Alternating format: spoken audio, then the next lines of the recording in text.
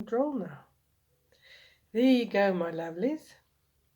Welcome and good morning on this beautiful Wednesday, 1st of June.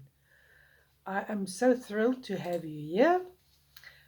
My inspiration for my rejuvenation came from my morning prayers and a divine download of having to pivot where we are going. You know, if you're only 1 degree off from where you want to be, at the end you'll be quite shocked to see how far you have gone off track. And a lot of my clients are experiencing the issue of panic, I think is the word. It's June, and I can't say with what I've accomplished. I feel unbalanced, unhinged. I feel rudderless. Really, a bit of a desperation in the narrative when talking to my female clients. And there's one shared value I pick up, and that is that we feel out of control. And that is what our rejuvenation is about. And I'll do a weekly post just to keep us on track. So sit back, relax. If you want to get a pen and paper so that we can have notes afterwards, have more purpose and value from the session, you are most welcome. I trust you have a glass of water. And let's get started. How to be your best in 2022. We started out with wonderful ideas and plans, and some of us managed a bit of those, but to me, at the end of the day, it's all about balance. I might be able to be so laser focused on some of my goals, and then when that overwhelm comes, it's been when I realize that not everything got as much attention as I wanted it to, and then I feel out of control. And often, when I feel like my back is against the wall, I do not have options, and very much so when I have created that situation for myself.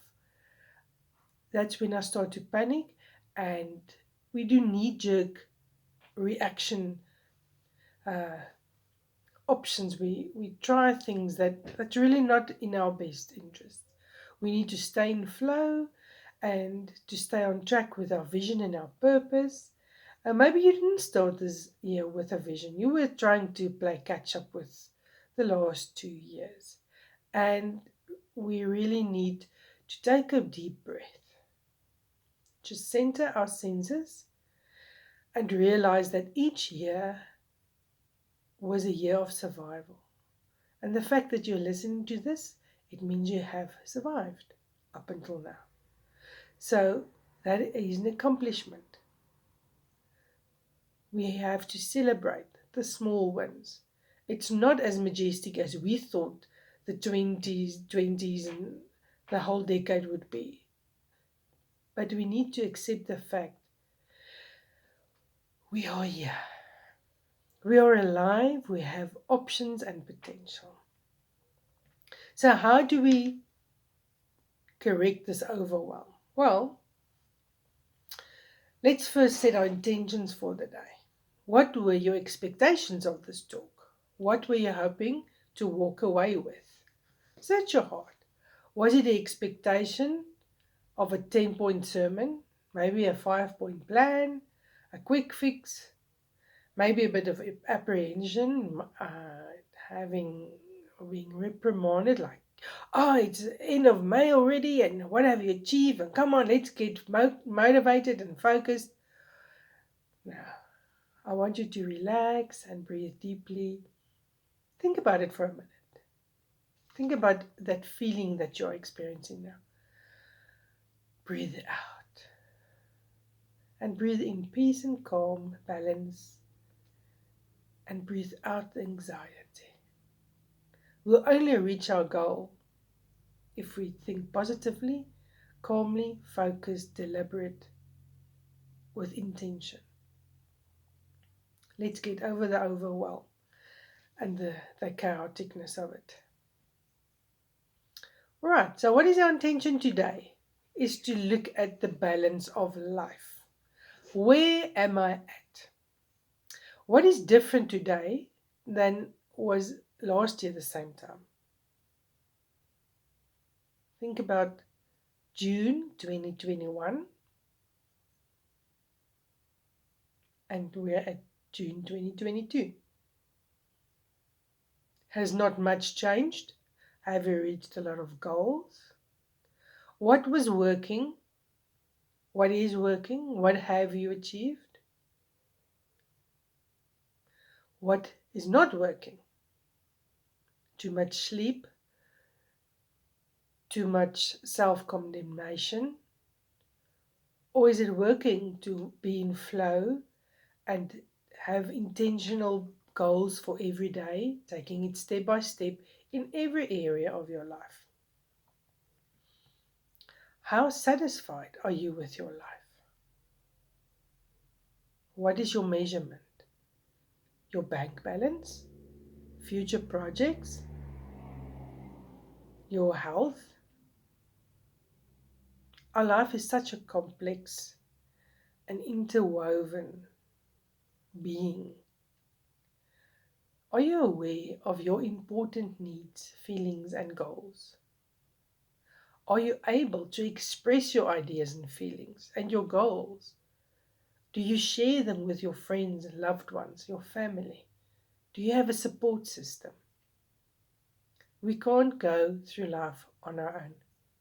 Yes, everybody is fighting their own struggle and fighting their own battles, but we are not an island. We need our support system, someone to vent at, someone to encourage us, to nudge us, to remind us. You were planning on doing a 3-day sugar fast in May. How did that go? Oh, don't worry. You inspired me. Let's do this together. We do need other people. And the more we support each other, the more we are encouraging them to work on the whole balance of life. And we feel motivated. We are not burdening them by being part of their lives. Do you take ownership for your choices, your actions, and yourself? Or are you waiting for others to help you more, to support you more? What do we need? We need to communicate. I need to communicate to my group of loved ones and my system and my support system. What it is that I need, how I need to be held accountable, how I need to be supported. What will help me? The small things, the big things, we need to share this. And it's difficult. It's difficult to bear your innermost desires. But first you need to know what they are. Do you need to overcome or reduce fears or anxieties regarding what's happening in the political arena, economically, fuel prices, medicine costs, new diseases breaking out? There's so much uncertainty in the world. I hear it quite often, and I can relate with that, that people struggle to remember what they believed in. My clients will tell me, it feels like I'm rudderless. I'm running in a direction and I can run as fast or as slow as I can, but I'm not sure where I'm actually running. So running is not important in the end. We need to know where we are going. There's a lot of anxiety. Um, we are experiencing fear, collective trauma. There's so much pain and hurt in the world. And I need to be aware of that. My body will remember it. I will see it in my whole metabolism, all my systems, mental health, physical health, emotional health. I really need to be aware of what is going on in my mind, in my spirit, to live a full, balanced life. I can't take control if I don't know what's going on. Are you aware of what fears and anxieties your loved ones are experiencing? Often we assume, oh, it's a test or a job interview or finances. We need to be able to communicate, listen empathetically to others to help them take responsibility for their own life, for the balance they need to achieve. Yes, we can support them. We are part of that whole process. But let's be honest with each other in a safe space. How do you create that safe space is the question. Through honest, respectful communication.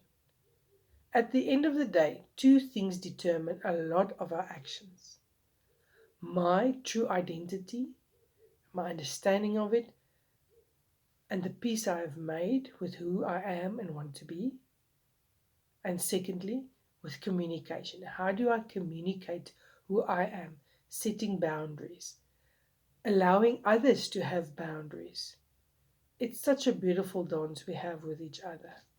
When we respect each other's boundaries, communicate it, listen to each other, validate our emotions, we create a safe space where we can grow, all of us, where we can reprimand in a safe space, where we can be encouraged, where we can be um, pivoted, redirected, so that we do achieve the balance that we want to achieve.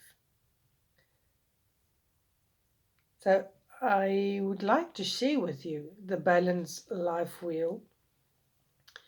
It is it's quite a powerful measuring tool to see where I'm at. It covers 8 areas of life. It's very simplistic. There are much more details. One with this one I would like to share with you, and just drop me a mail, and I'll send it to you. This one covers your career, finance, personal growth, health, family, relationships, your social life, and your attitude. So that is such an integrated wheel. And what we do is we just score. How do we feel about that area in our life on a scale of 1 to 10? And then I'll send the checklist with, so that you can have a look, see what it is that career covers. It's it's quite interesting.